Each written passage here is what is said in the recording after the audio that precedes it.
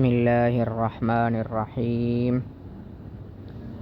آج کا ہمارا دوسرا سبق نورانی قاعدے کی پہلی تختی مفردات کی تختی ہم پڑھیں گے۔ پچھلے سبق میں ہم نے پڑھا تھا لفظ سا تک۔ آج ہمارا اس کے زیادہ سبق ہوگا، آگے ایک لائن کا مزید۔ آج ہمارا سبق سٹارٹ ہوگا لفظ جیم سے۔ پڑھیں گے جیم۔ اس حرف کو 5 الف تک کھینچا جاتا ہے جس کو ہم مد کہتے ہیں۔ آگے ہوگا ہا، خا، دال، ذال، را، را، ہا۔ اس کو آرام سے، نرمی سے اور شائستگی سے اپنے گلے کے درمیان سے نکالیں گے۔ خا۔ اس حرف کو ادا کرتے ہوئے خا پر زیادہ گلے پر زور نہیں لگائیں گے، جس کی وجہ سے زیادہ خا سمجھ میں آئے، جیسے کہ خا خا، یہ غلط ہو جاتا ہے۔ آرام سے، نرمی سے خا۔ آگے ہے دال۔ زبان کی نوک کو اوپر والے دانتوں کی جڑ میں لگانے سے دال ادا ہوتا ہے۔ اسی طرح آگے ہے ذال۔ زبان کی نوک کو اوپر والے دانتوں کی جو سریں ہیں ان پر لگانے سے تھوڑی سی زبان اگر ہم باہر نکالیں گے تو اس سے حرف ذال ادا ہوگا۔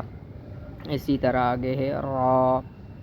زبان کی نوک کو اوپر والے تالو کے ساتھ ہلکا سا ٹچ کریں گے اور را ادا ہوگا۔ زیادہ را کریں گے تو یہ غلط ہو جائے گا، اس طرح نہیں ہوتا۔ اسی طرح آگے حرف زا۔ زا میں سیٹی ہے، دونوں دانتوں کو ملا کر اور ان کو پیچھے سے زبان کی سختی سے زا ادا ہوگا۔ سین۔ بالکل اسی طرح جیسے ہم نے ابھی زا کو ادا کیا ہے، سین کو بھی ہم اسی طرح ادا کریں گے، لیکن اس میں مد ہوگا۔ شین، صاد، ضاد۔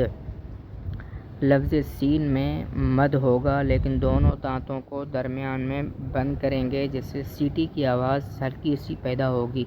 زیادہ سیٹی کی آواز اس میں پیدا کرنا یہ اچھی بات نہیں ہے، مناسب نہیں ہے۔ اسی طرح آگے پڑھیں گے شین۔ شین کو پڑھنے کا طریقہ یہ ہے کہ زبان کے بیچ کو اوپر والے تالو کے ساتھ لگائیں گے تو اس سے حرف شین ادا ہوتا ہے۔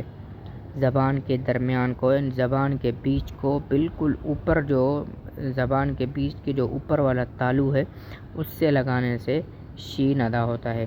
شین میں ہلکی مد بھی ہوتی ہے تو اس کو زیادہ کھینچ کے پڑھیں گے، جیسے کہ جیم میں ہم نے 5 الف پڑھا تھا مد کر کے، اسی طرح سین میں بھی 5 مد ہوگا اور 5 الف جتنا مد ہوگا، اور اسی طرح لفظ شین میں بھی 5 الف جتنا مد ہوگا۔ اسی طرح آگے ہے صاد۔ یہ حرف تھوڑا سا مشکل ہے، اس میں تھوڑی سی مشقت بھی ہوتی ہے اور مشق کرنے کی زیادہ سے زیادہ ضرورت ہوتی ہے۔ وہ اس طرح کہ صاد جو ہے یہ زبان کی ہلکی سی جو صاد ہے، اس کی جو نوک ہے وہ جیسے ہم صاد ادا کریں گے تو اوپر تالو کو لگ کر پھر نیچے آ جائے گی، جس سے حرف صاد ادا ہوتا ہے۔ یہ تھوڑا سا مشکل ہے، اس کو 4-5 دفعہ آپ شیشے میں دیکھ کے کریں گے تو انشاءاللہ آپ کو یہ آسان ہو جائے گا۔ اسی طرح بہت سارے قرآن میں بہت جگہ یہ استعمال ہوا ہے، تو قرآن میں بھی بہت جگہ یہ استعمال ہوا ہے یہ لفظ۔ اسی طرح آگے ہے حرف ضاد۔